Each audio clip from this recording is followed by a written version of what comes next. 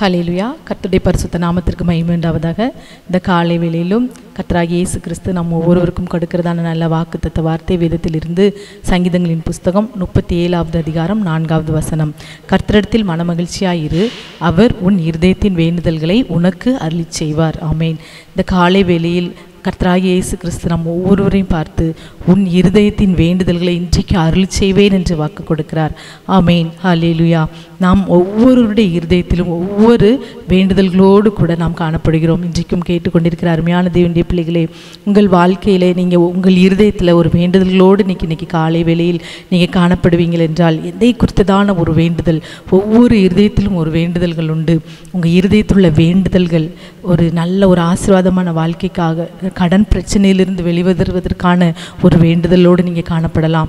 நோயின் பிடியிலிருந்து இந்த நோய் என்றைக்கு எனக்கு சுகமாகும் என்று சொல்லி ஒரு வேண்டுதலோடு காணப்படலாம். பிள்ளைகளுடைய எதிர்கால வாழ்க்கையை குறித்து, உங்களுடைய வாழ்க்கை குறித்து, இன்றும் நீங்கள் வீடு கட்டி கொண்டிருப்பீங்கள் என்றால் அந்த காரியத்தை குறித்து, இன்னும் உங்களுக்கு இடமே வாங்கலனா கூட அதை குறித்து நீங்கள் இன்றைக்கு உலக பிரகாரமான ஆசீர்வாதத்திற்கான காரியங்களானாலும் சரி, கர்த்தருக்குரிய காரியங்களானாலும் சரி, என்ன வேண்டுதல்களானாலும் ஒரு வேண்டுதலோடு காணப்படுகிற உங்களை பார்த்து கர்த்தர் சொல்கிறார், உங்கள் இருதயத்தின் வேண்டுதல்கள் இன்றைக்கு அருள் செய்யப்படும் என்று.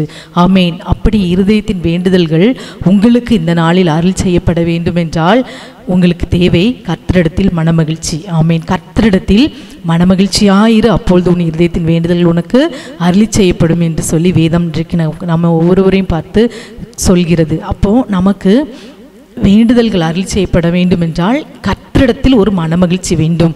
ஆமேன். கர்த்தருடைய காரியத்தில் ஒரு மனமகிழ்ச்சி, வேதத்தை வாசிப்பதில் ஒரு மனமகிழ்ச்சி, கர்த்தர் காலை நேரத்தில் அதிகாலையில் எழும்பி கர்த்தருடைய சமூகத்தில் முழங்கால் படிட்டு ஜெபிப்பதில் ஒரு மனமகிழ்ச்சியோடு நாம் ஜெபிக்க வேண்டும். கடமைக்காக அல்ல, நான் இன்னைக்கு ஜெபிக்கணுமேங்கிறதுக்காக அல்ல, ஏசப்பாவை நினைத்து ஒரு சந்தோஷத்தோடு மகிழ்ச்சியோடு ஜெபிக்கணும். வேதத்தை வாசிக்கும் போதும் அந்த மகிழ்ச்சி வேண்டும். அடுத்து நம்ம ஆலயத்திற்கு போவோம் என்றால் ஆலயத்திற்கு போகும்போதும் மகிழ்ச்சியோடு அவரை ஆராதிக்கும்படி போக வேண்டும். இப்படி கர்த்தருக்கர்த்த காரியத்தில் இயேசு கிறிஸ்துவின் பெயரை சொல்லும் போதே உங்கள் இருதயத்தில் ஒரு மனமகிழ்ச்சி காணப்படும் என்றால் கர்த்தர் இந்த நாளில் உங்கள் இருதயத்தின் வேண்டுதல்களை உங்களுக்கு அருளி செய்வார். ஆமே. இன்றைக்கு அநேகருக்கு உலக காரியங்கள், உலகத்தில் உள்ள சிற்றின்பங்களை அனுபவிக்கும் போது ஒரு மனமகிழ்ச்சி காணப்படுகிறது.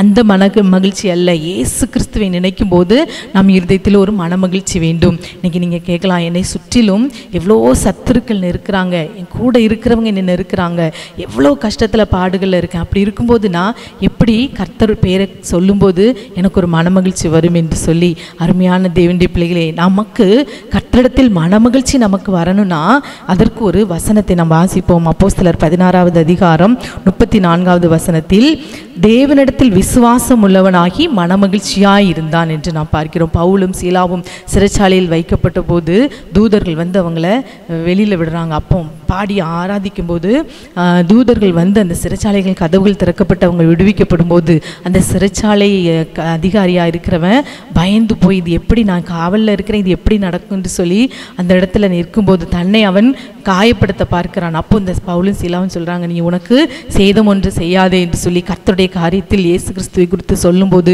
அவன் என்ன செய்கிறான்? இந்த சுவிசேஷத்தை விசுவாசிக்கிறான், இயேசுவை விசுவாசிக்கிறான். அப்படி விசுவாசித்து தேவனிடத்தில் விசுவாசம் உள்ளவனாகி மனமகிழ்ச்சியாக இருந்தானா. இன்றைக்கு நாம் ஒவ்வொருவருக்கும் மனமகிழ்ச்சி வர வேண்டும் என்றால் நாம் தேவனிடத்தில் விசுவாசம் உள்ளவர்களாக இருக்க வேண்டும். ஆமேன். உங்கள் விசுவாசம் எந்த வேண்டுதல்களை குறித்தும், இந்த உலக பிரகாரமான காரியங்கள், இந்த ஆவிக்குரிய காரியங்கள் எதுவாக இருந்தாலும், நமக்கு அடுத்து நம்ம கண்முன் இருக்கிற எந்த போராட்டங்கள், சத்துருவின் கிரியைகள் எதுவாக இருந்தாலும் எல்லாவற்றிலும் ஏசப்பா விசுவாசிக்கணும். ஏசப்பா எனக்கு எல்லாவற்றையும் நேர்த்தியாய் செய்வார் என்று சொல்லி நீங்கள் பிரச்சனைகள், பாடுகள் எல்லாவற்றிலும் இயேசுவை நீங்கள் விசுவாசித்தீர்கள் என்றால் உங்களுக்கு மனமகிழ்ச்சி வரும். பிரச்சனைகளை பார்த்து பயப்பட மாட்டீங்க, அந்த போராட்டங்களை பார்த்து நீங்கள் பயப்பட மாட்டீங்க. ஏசப்பா இருக்காங்க, எல்லாவற்றையும் பார்த்து கொள்வாங்க என்று சொல்லி உங்களுக்கு ஒரு விசுவாசம் வரும். அப்போ தான் உங்களுக்கு ஒரு மனமகிழ்ச்சி வரும். அப்படி இல்லாதபடி நம் விசுவாசத்தில் குறைபடும் போது நம் மனதில் ஒரு துக்கம் வரும். ஆகவே இந்த வேலையில் ஏசப்பா என் இருதயத்தின் வேண்டுதல்கள் இன்னைக்கு நீங்கள் அருளி செய்வேன்னு சொல்லியிருக்கிறீங்க, அதுக்கு எனக்கு உம்மிடத்தில் மனமகிழ்ச்சி வர வேண்டும், அதற்கு இந்த நாளில் எனக்கு உம்மீது அதிகப்படியான விசுவாசம் வர வேண்டும் என்று சொல்லி இந்த விசுவாசத்துக்காக நான் ஜெபிப்போம். அப்பொழுது நாம் கர்த்தரிடத்தில் மனமகிழ்ச்சியாக இருப்போம்.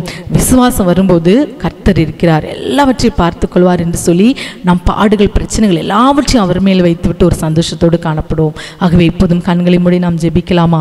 அப்பாவுமே நாங்கள் நன்றியோடு ஸ்தோத்தரிக்கிறோம். இந்த வேளையிலும் நீர் கொடுத்த நல்ல வார்த்தைக்காக ஸ்தோத்திரம். கர்த்தரிடத்தில் மனமகிழ்ச்சியாயிரு, அப்பொழுது உன் இருதயத்தின் வேண்டுதல்கள் உனக்கு அருளி செய்யப்படும் என்று சொல்லியிருக்கீங்கப்பா. இந்த நாளில் என்னோடு கூட சேர்ந்து ஜெபிக்கிற ஒவ்வொரு பிள்ளைகளுடைய வாழ்க்கையில் இருக்கிற இருதயத்தின் வேண்டுதல்கள் எதுவாக இருந்தாலும் இந்த நாளில் கர்த்தாவே, வானத்தையும் பூமியும் படைத்த எங்கள் கர்த்தராகிய இயேசு கிறிஸ்துவே, உம்மால் அது அருள் செய்யப்படும்படியாய் நாங்கள் ஜெபிக்கிறோம். அதற்கு அப்பா உம்மிடத்தில் விசுவாசம் உள்ளவர்களாகி மனமகிழ்ச்சியாயிருக்க நீர் கிருபை செய்யுங்க. எல்லா காரியத்திலும் உம்மை விசுவாசிக்கக்கூடிய அந்த விசுவாசத்தை கட்டளையிடுங்க அப்பா. விசுவாசம் பெரிய அந்த விசுவாசத்தை கொடுங்கப்பா. இயேசு உன் விசுவாசம் பெரியது என்று சொன்ன வார்த்தையின்படி பெரிய விசுவாசத்தை கொடுத்து பிள்ளைகளை ஆசீர்வதியும். இந்த காலை வேளையில் எல்லாவற்றும் உடைய கரத்தில் ஒப்பு கொடுக்கிறோம். எல்லார் இருதயத்தின் வேண்டுதல்களும் இந்த நாளில் அருள் செய்யப்படட்டும். சகல துதி கன மகிமை ஒருவருக்கே செலுத்துகிறோம். இயேசுவின் நாமத்தில் ஜெபிக்கிறோம் எங்கள் நல்ல பிதாவே. ஆமேன், ஆமேன்.